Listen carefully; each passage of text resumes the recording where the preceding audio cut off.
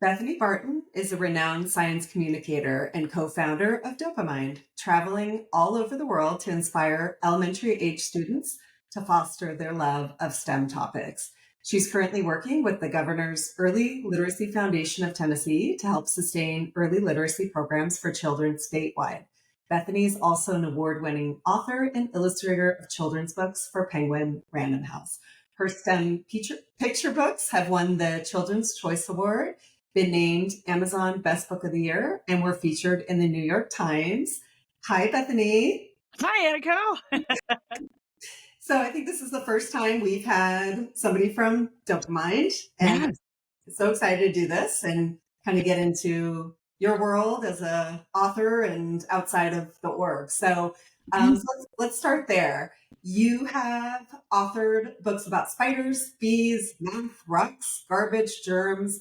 How did you get into the digital wellness? Um, well, it's always been my passion and my desire to communicate things that either people don't like or don't like talking about or uncomfortable to talk about, things that people are scared of. That's why spiders and bees and garbage.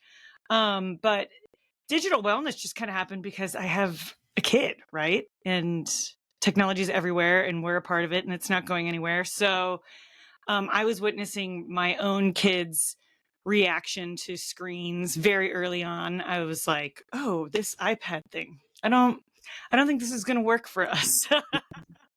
um, and honestly, my own screen addiction, not being able to get away from Facebook and Instagram and things like that.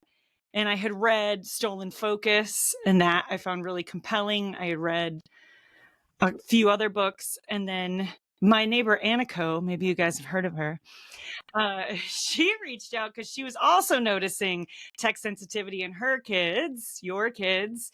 Yeah. And I know you had talked with some experts who talk to adults about these things.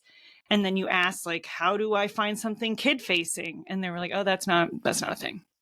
Yeah. So then you knew your wacky neighbor with the bright green door made kids books. And you were like, hey, let's work together. I have all the science and the connections and the organization. And we just sort of, our mutual passion for wanting our kids to have this information, I think, led to us wanting to create something that we could present to kids and to families that wasn't scary and wasn't doom and gloom and wasn't any of that stuff, was just like, hey, here's the information so you can have it and make smart choices. So that's sort of how it started with us. Yeah. I think you're so spot on about this is something that I think it's really hard to understand unless you're a parent. Like, Mhm. even if you look at like the countries, the states that have taken action on this issue, usually the leaders are parents and they Yeah. see it firsthand with their own eyes. I think it's really easy to maybe not see it if you don't have kids, but I think that's spot on. Like everybody, other than our young people that work with us, we're all parents. We're all on the ground. We're seeing it in our own families. We're seeing it in other families, and Yeah. I think like unless you have that, it's really easy to kind of put your head in the sand. Oh, yeah. Well, and That's maybe if you're seeing yourself not be able to look away from your phone, you're kind of like, whatever. This is how I'm choosing to spend my time. But if you're seeing your kiddo, like I remember seeing Leo, our son, um, after he would get off an iPad, where of course he presses a button, it does what it says. He was furious that he told us to do something, we didn't do what he said. Like he had been sort of trained this sort of call and response. Well, why isn't the whole world like this? I'm going to yeah, have a meltdown about that. And I was like, oh, that makes sense. yeah, Literally training him to act this way. yeah, yeah, Yeah. totally. Okay, so speaking of parents, so how can parents explain complex topics to their kids? So my parents were both educators for part of their lives. My mom was a fifth grade teacher, middle school teacher. My dad taught high school, but then went into newspapers actually. So literary family. Um, but my mom always spoke in analogies. She would always break things down into sometimes even two or three different analogies, so I could see how things were. And I remember as I got older, it drove me crazy. I'm like, Mom, it's fine. I get it. You don't have to explain how it works again. But she was really, really good at that. And I realized you always pick up the thing that like annoys you about your parents. I do the same thing now. But it is really useful for communicating with kids. And that was her world. She was talking with fifth graders, she was talking with junior hires. Um, and so things like explaining how metamorphic rock is created, right? So you tell other types of rock go under heat and pressure and they become a metamorphic rock. Okay, fine. A kid looks at that and they blink and they're like, all right, I'll remember that for the test. But if you explain it like a popcorn kernel, and you put it in the pan with a little bit of oil and heat and pressure happen and it transforms. It's still made of the same stuff, but it transforms into a new version of itself. And that's Yeah. how these other rocks become metamorphic rock. And I think the power of analogy is really strong. It's something people can identify with. It's something that kids can relate to and see in their everyday lives. So that's what I always try and do. I try and find an analogy that touches on something that they'll interact with or connect to. Yeah. And that kind of leads me to what I wanted to ask you next, because at Dopamine, we use a lot of Yeah, we analogies. do. Yeah. Not metaphors, not just talking to kids, but talking to parents too. I think that's really helpful as well because Mhm. it can be overwhelming and complicated. And a lot of people kind of glaze over when you start using the Oh, yeah. technical terms. So we do that a lot as well. So how then do you explain the brain science behind technology to kids? So let's get a little more specific. Yeah. Well, at Dopamind Kids, dopamind.org. Um, at Dopamind, we talk about our food analogy a lot. Yeah. So all kids know there's a difference between healthy food and junk food. They know if they're going to eat cotton candy for breakfast, lunch, and dinner, they already know how they're going to feel. Maybe their day starts out awesome, but they're going to feel really amped up. And then there's going to be that sugar crash. There's going to be the tummy aches. There's going to be, they might feel emotional. And that's something that I think all kids identify with. All kids have had a time where they have overdone it, maybe at the fair, maybe at Disneyland, and then they just kind of feel yucky afterwards. Yeah. But what they don't think about is healthy tech and junk tech and how there's certain tech that's giving you so much quick dopamine that it's almost like this sugar rush. We call it like a dopamine rush sometimes at Dopamind. And then it can lead to this dopamine crash where your body and your mind sort of have to go to the opposite end of all the crazy good feelings that the dopamine's given you. And you have to feel yucky for a while your brain evens it out. Yeah. Yeah. Mhm. Want to explain the feelings teeter totter? So this is based on Dr. Anna Lemke's work, who, Yes. like, both of our heroes. She wrote Dopamine Nation, and I mean, for me, that started this journey for me when I really understood how this stuff works. So she calls it the pleasure pain balance, but we call it the feelings teeter totter. Yeah, Do the you? feelings teeter totter. Yeah. We like to say, so this is my teeter totter. We like to say that good and bad feelings are on a teeter totter. And when you're getting a lot of dopamine from high dopamine activities, you'll go over here to the feeling good side. But a brain, really all living things need balance. We talk about plants. We talk about how sometimes we like to think of our brain as a machine, but it's actually more of a plant. It's a living thing. Too much or too little water or light can hurt a living thing. Well, too much or too little dopamine can harm a living thing. So your brain will go over here to the good feeling side of the feelings teeter totter, but then it has to balance, right, in order to stay healthy. So Dr. Anna Lemke talks about it like your brain sending out little gremlins, and they come and they hop on the bad feeling side of the feelings teeter totter to help even it out. In order to get to that central side, it actually has to go to the bad feeling side a little bit first. It's got to get worse before it gets better. So these little gremlins are going to hop on the other side, and now you're feeling yucky. And it's going to feel that way until it can even out. And this isn't your brain punishing you. This isn't your brain being a jerk. This is really your brain trying to protect the dopamine reward circuit so that it can use dopamine to motivate you to do the stuff that keeps you alive. Because brains have used dopamine since humans started to motivate us to eat, to motivate us to drink water, to motivate us to, seek out nature so we could have shelter. So your brain needs to protect this dopamine and the yum yum happy feelings we get from it in order to keep you alive. That's its number one job as a brain. So it's going to send out these little gremlins and you're going to feel yuckier so that it can even out the feelings teeter totter and continue to use dopamine for survival stuff.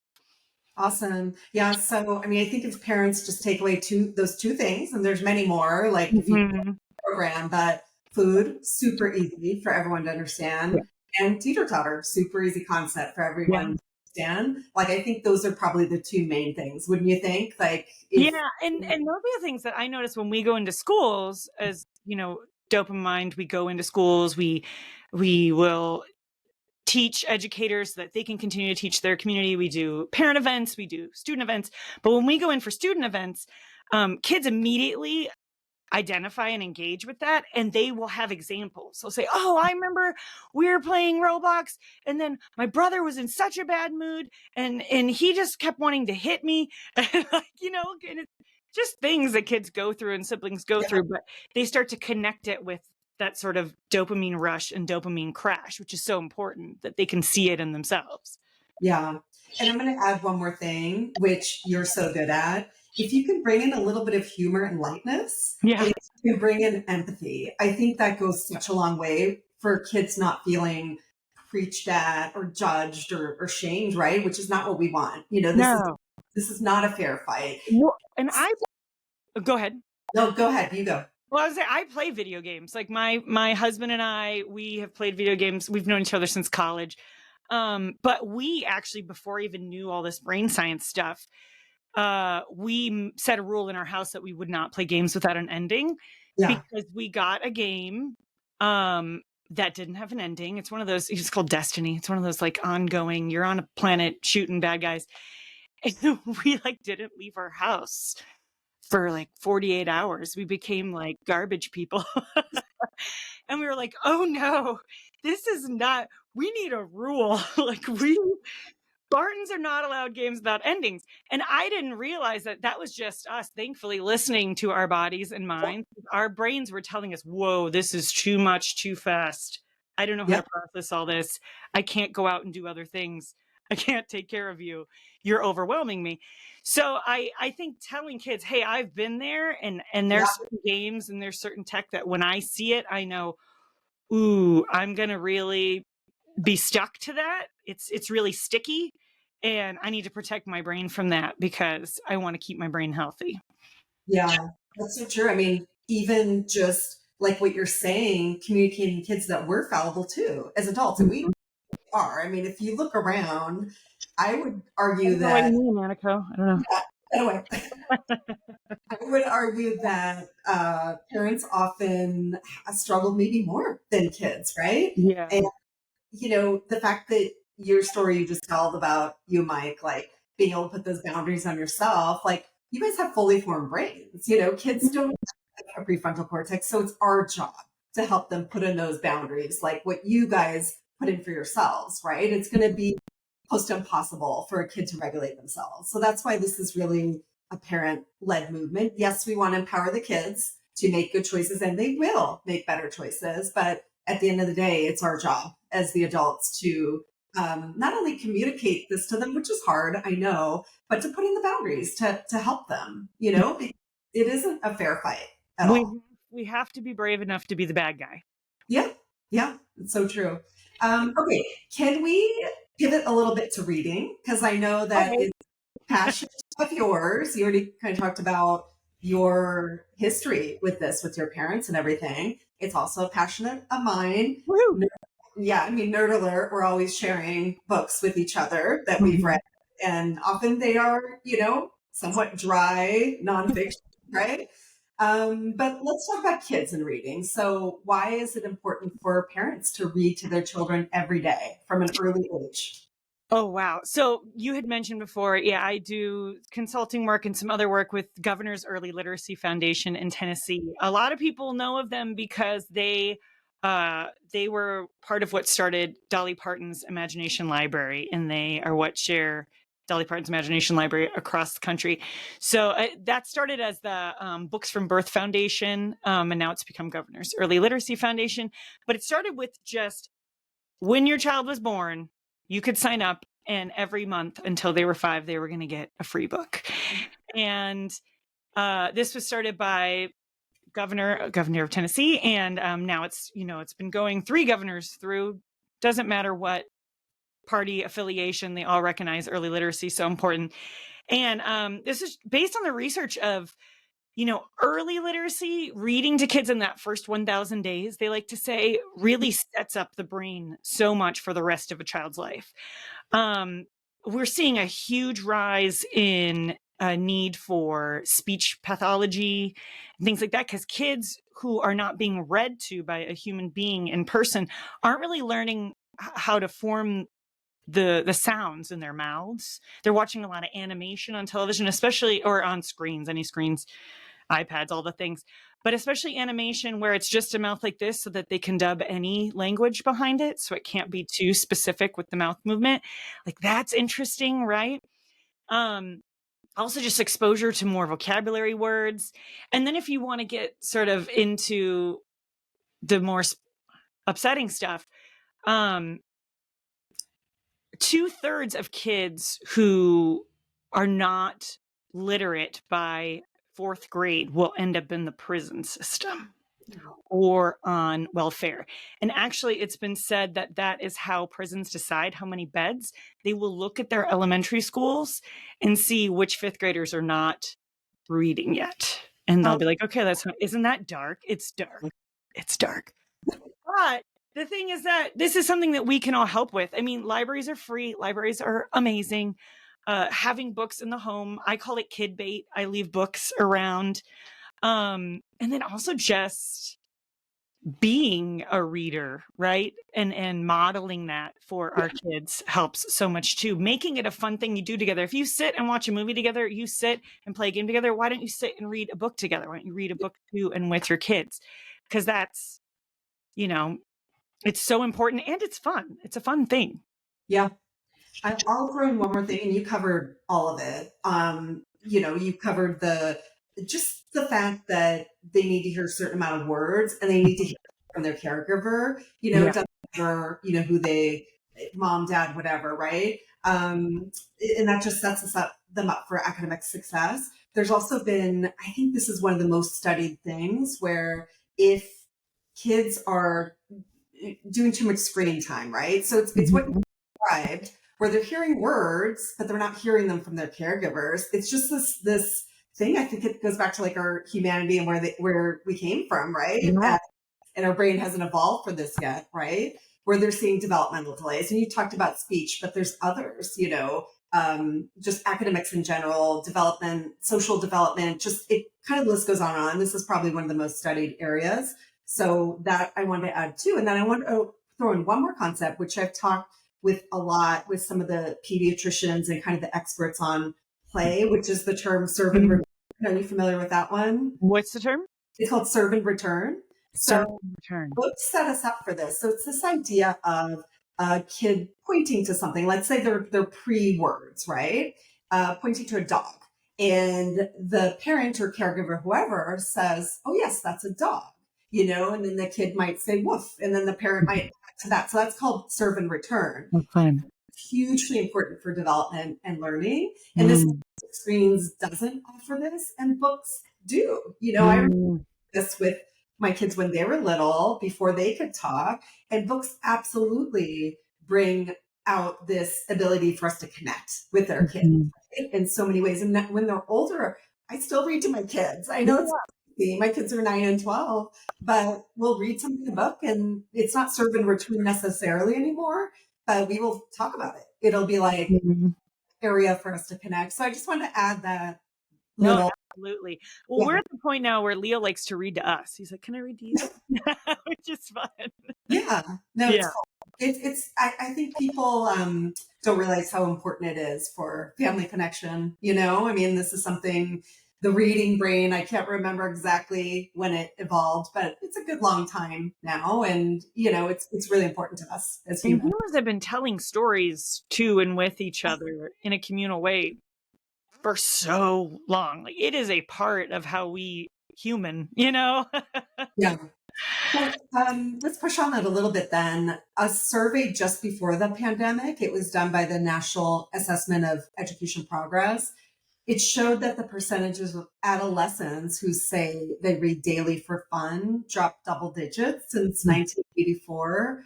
So, how can parents foster a love for reading given the competition of devices? I feel like we touched on it, but Mhm. yeah, let's go a I little further. think, well, so in my own experience, it's definitely been modeling reading. So I remember Leo was real little. He's probably like 3, and my husband and I are on our phones, working, doing whatever, who knows, and he's in between us, and he sighs and goes, "I can't wait till I'm an adult and I have a phone." And I was like, "Oh, no, he thinks this is adulthood. No, what have I done? I broke my kid." So I was thinking about how my mom always had a book, and that made me a reader. Yeah, And there was a, emergency book in the car for if she got stuck in a line, and there was a book in her bag, and there was a book and so I was like, okay, that's what I need to do. Like, I don't look at my phone on toilets anymore. There will be a book in the bathroom.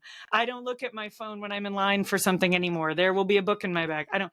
And that was a shift. yeah, It was a conscious decision. It took effort on my part, right? It took a change on my part. I've actually noticed uh, increased better mental health for myself because of it. yeah, Increased calm. I sleep better. I have less anxiety. Um, so I those were unintended consequences, side effects. What's funny though is I knew that being on my phone less would lower my anxiety and help my sleep and help, but I wasn't going to do it for myself, right? But when it's about my kid and I'm doing it, I'm like, hey, what do you know? The yeah, science is right. So doing all of that has been really helpful. Also making books an activity that the family does, like, hey, we're all going to read tonight, and so we put on jazz or something, and we all sit and we yeah. reading the books that my son is reading. Like, he was really into Wings of Fire and really into the Warriors books, so we were all reading those books so we could talk about them, because Mhm. that's part of why they want to play these games and they want to watch these shows. They want to be able to talk about these things with people. They want to be able to connect. So if you're reading the books they're reading and you guys can talk about Darkstalker and you can talk about, the Dragonettes of Destiny, um, then that makes it social and that makes it more fun. Yeah. I got two more things and Okay. then react to them. You touched on it a little bit, but I think routine is huge. So Hmm. bedtime is an easy thing. That's something that we do and we establish since they're babies, right? Yeah. So that does help if they know it's going to be a certain time of the day, right? It doesn't have to be, but it does help to kind of make it a regular thing. And then I would add, and I've talked to a lot of experts about this, including teachers that, focus on this. Let them read whatever they want. Oh I yeah. think a lot of adults are like, oh, this is not their reading level, whatever. Like my kids love graphic novels. Like, Hmm. they're going to read the longer form books for school. Like, it's fine. They're reading. You know what I mean? So I And think, sometimes my kiddo will reread things that are way below his reading level, and it's just like, fine, sure, you're choosing to read that, and you think that's fun. Please keep reading that. yeah, exactly. So, We do a lot of comic books too. We have a Wednesday tradition. It's New Book Wednesday at our local comic book shop every Wednesday, and we go and the people at our comic book shop know Leo, and they'll be like, "Hey, we saw this. We think you'd like it." And I think that makes reading a part of the culture of our family and the routine of our family. Like, we always know we're going to go on Wednesday to the comic book shop and get a new comic. And comics aren't crazy expensive, which is nice. They're like $3. yeah, Um, so you get a comic book or two, and there's other kids there. There's people talking about comic books. An entire store of people talking about how excited they are to be reading these things. So that kind of helps too. yeah. I Hmm. agree. We go to the bookstore and they love it. Yeah. And back to the dopamine, I mean, they are getting a little dopamine hit when they get to shop and take those books, but it's a good kind. There's also the ones where you can trade in books, like those used book shops are awesome because you Mhm. can trade in books and get new ones.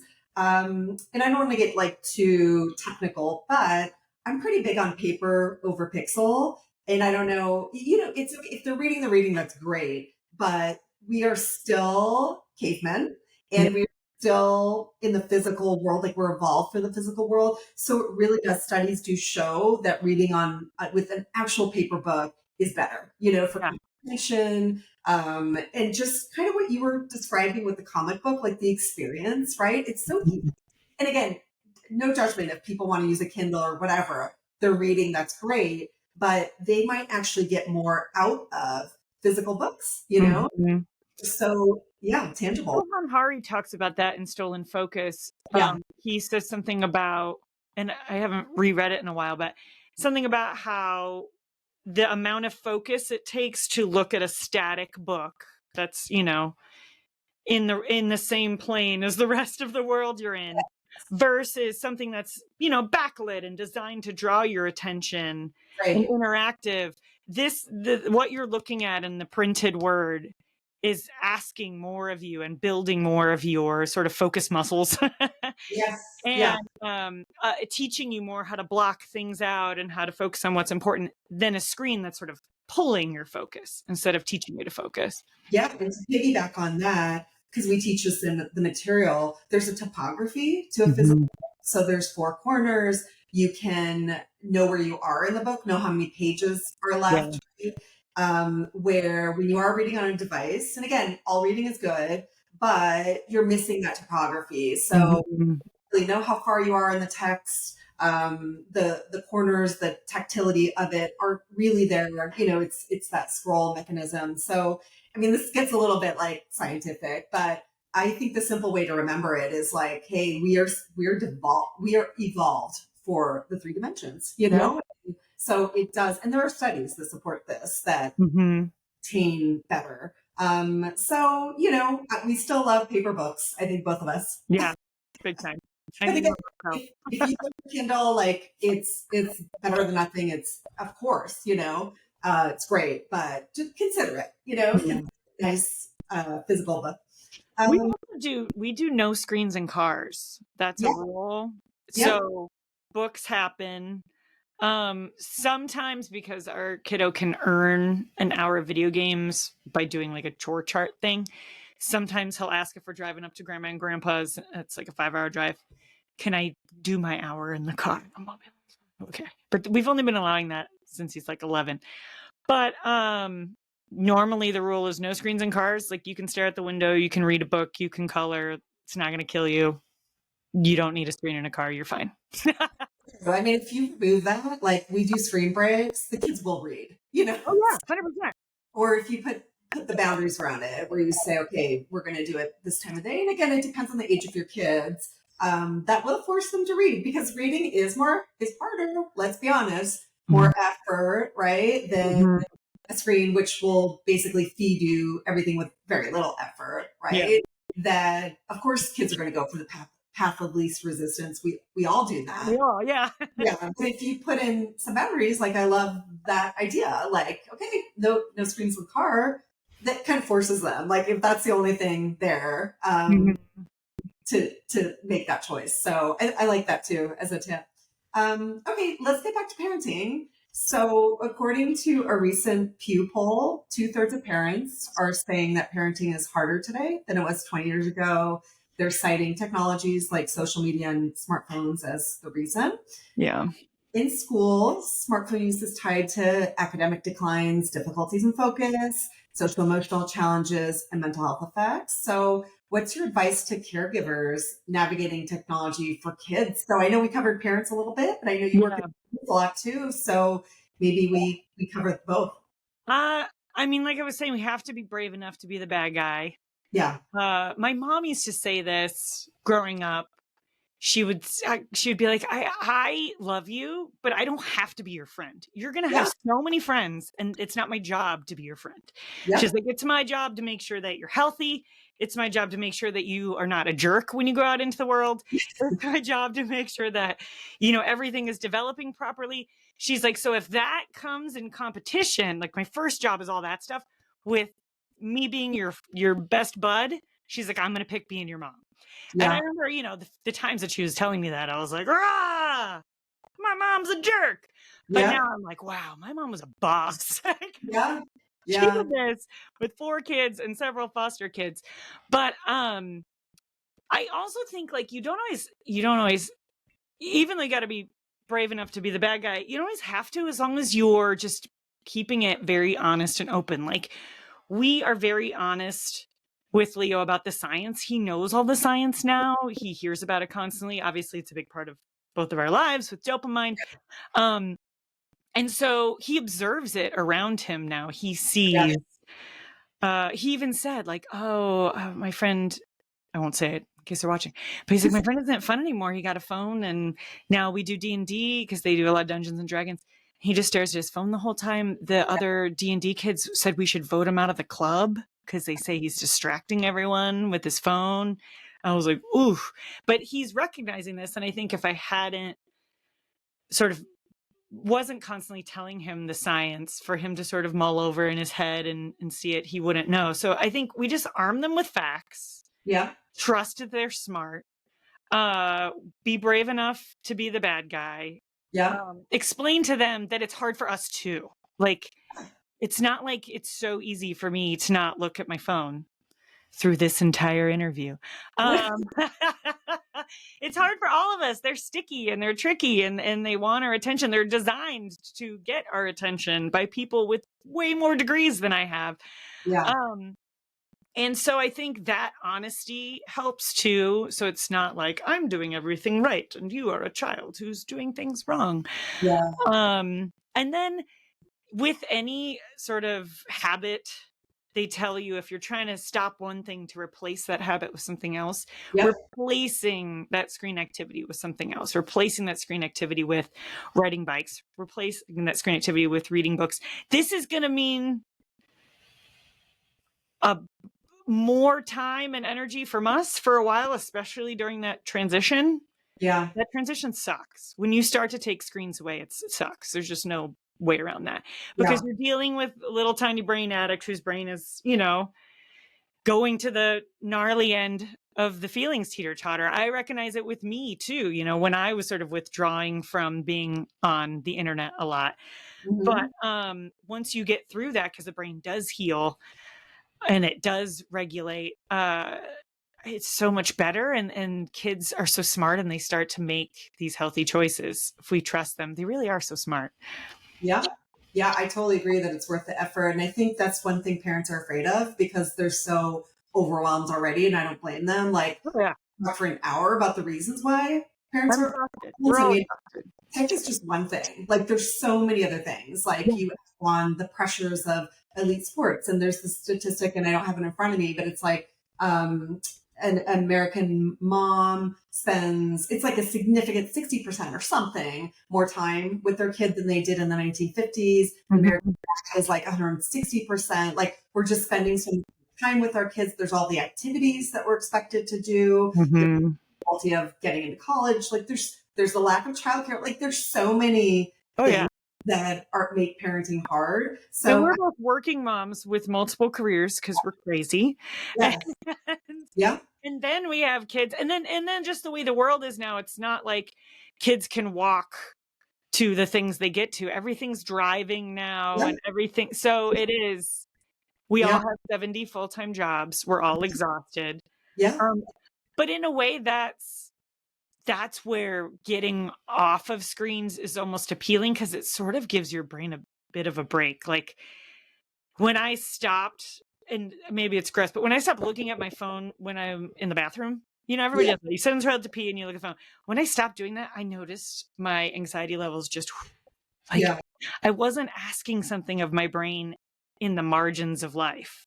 And I yeah, think that kids need that too. They're doing so much. yeah. Giving them that ability to just sort of just let your brain take a deep breath. Yeah.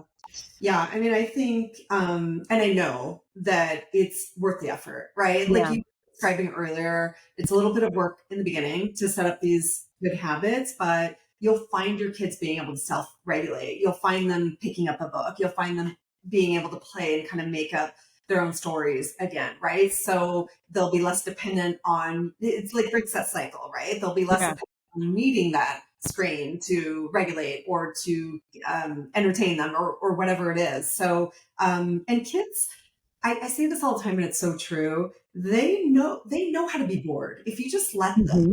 It's a little bit painful in the beginning, but if you just kind of leave them be, they will figure it out. I mean, Oh, yeah. sometimes kids, they'll be like fighting and not being able to figure out what to do, whatever. I'll just go in my room and shut the door, Yeah. and just like don't care. And I'm like, whatever, I'm not going to get involved. I'll come out 10 minutes later. They figured out some game together, or they're in their rooms reading, or whatever. And I think it's tempting for us to kind of micromanage and Mhm. and fix it. But it's back to what you said. They're smarter than we think.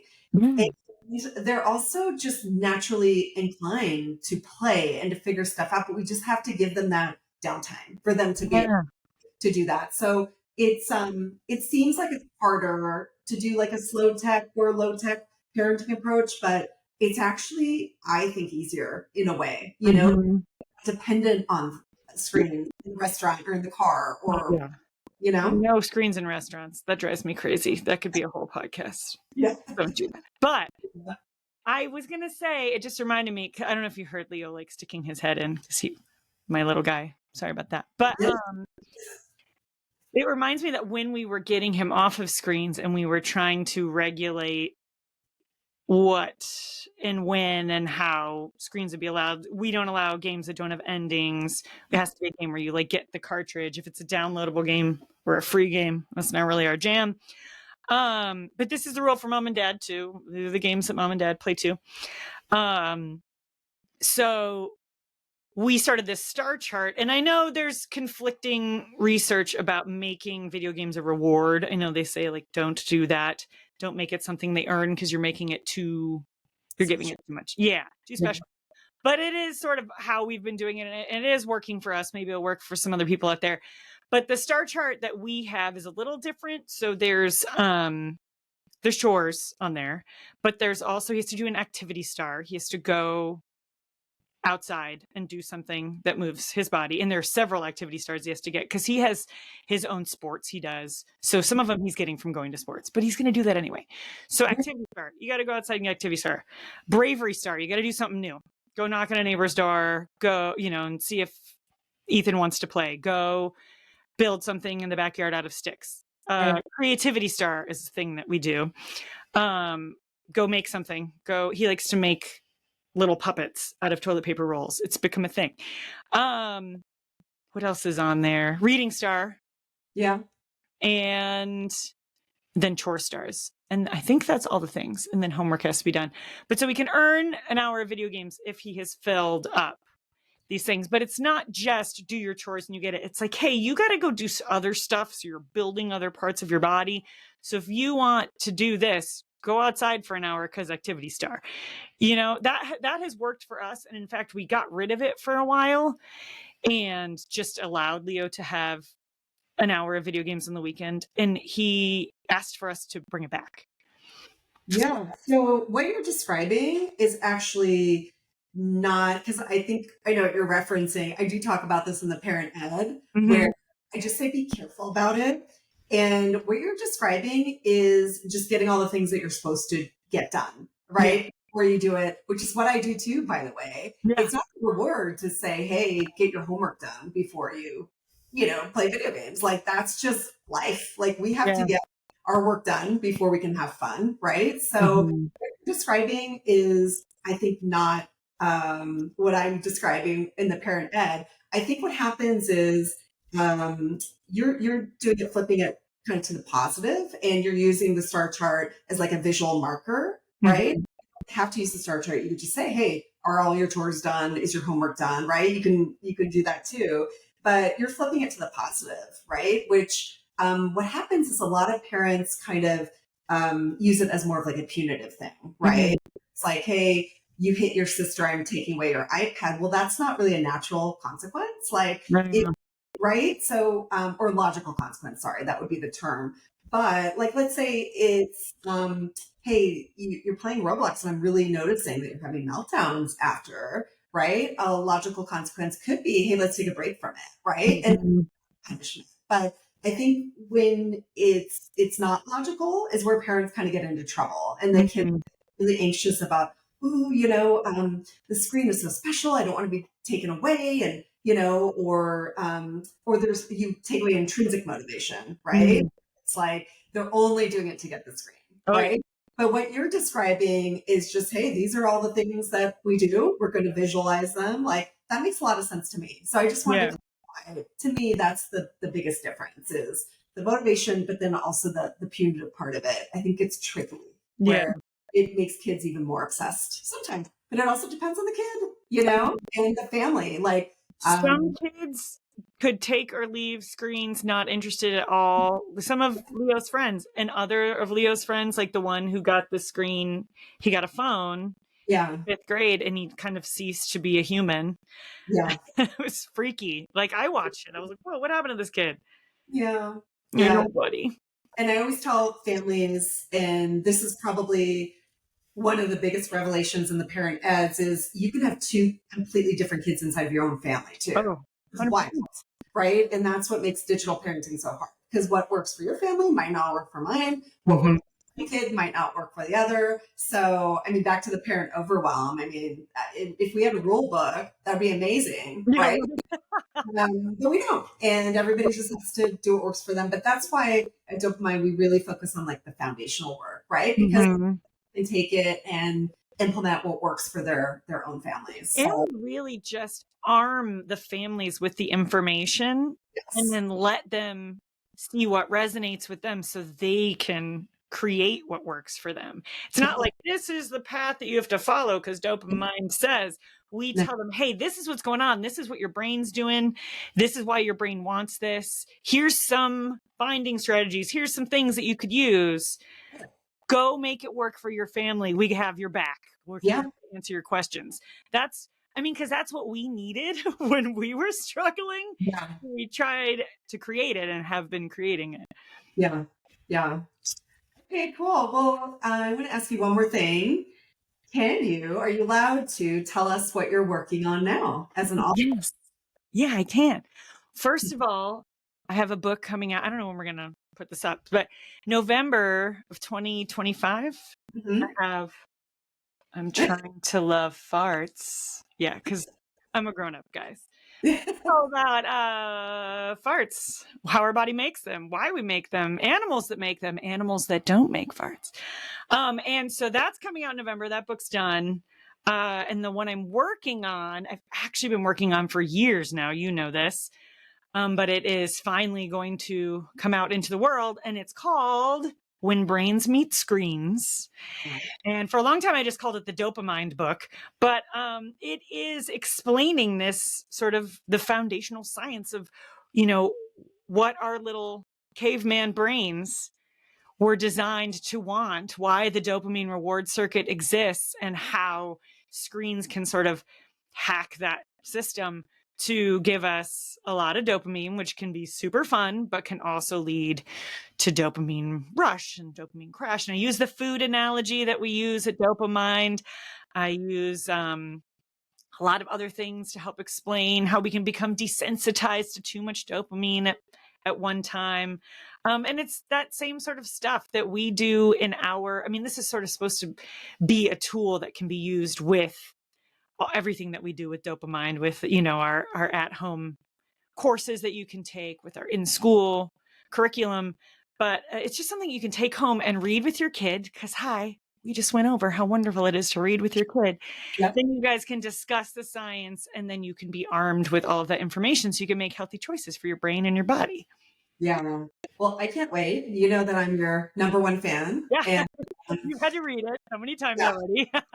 we do have all your books. They're just so fun and your style. I've told you this is it's cool. Like it almost has like a street art vibe to it. And I think it makes it fun for parents to read too. Because I mean now it's a little different. My kids were older, but I know that when my kids were younger, having that sounds wrong, having to read to them, but reading to them, there was certain books where I'm like, "Ugh, this just isn't fun to read. It's kind of like the movies now are making it putting in jokes for like the adults, Yeah, right? absolutely.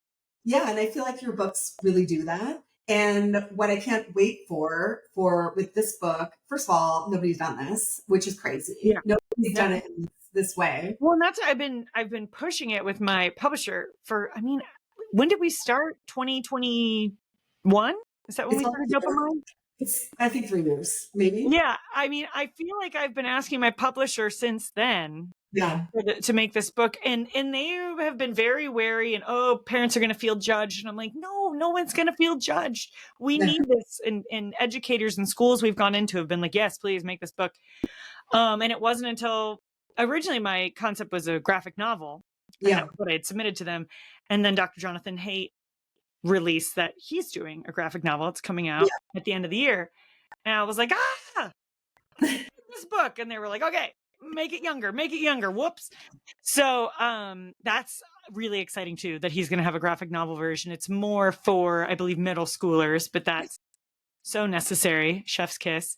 Yeah. Um, but yeah, I feel like we have wanted to have this so that people can go home and digest the science. We have the courses right now, which has been, I think, game changing for families, our online courses, so that they can get the information, they can press play, they can learn Yeah. the information. But this is just another great tool. Yeah. And Yeah. it's funny. I mean, I think it's funny, but That's I kind of what always I'm, it's laugh like, at it's my own jokes. fun to read as an adult, right? Yeah. So, but yeah, I mean, I think actually, not to, I'm a little biased, of course, but I think yours will probably be the most important one because you need to start early. If you can get these kids kind of before digital habits set in Oh, to yeah. be thinking about it and be good critical thinkers about tech. We never say tech is bad. We never say don't use it.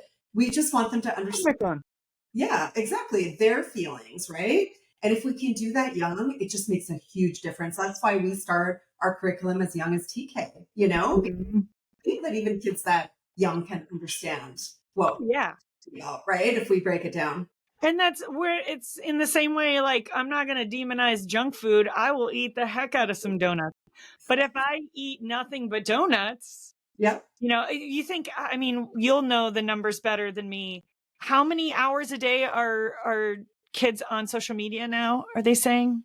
It's five for, I think, 5 or 6 now. I can't remember for teenagers. And then it's 9 to 11 if you put in all the other screen activities.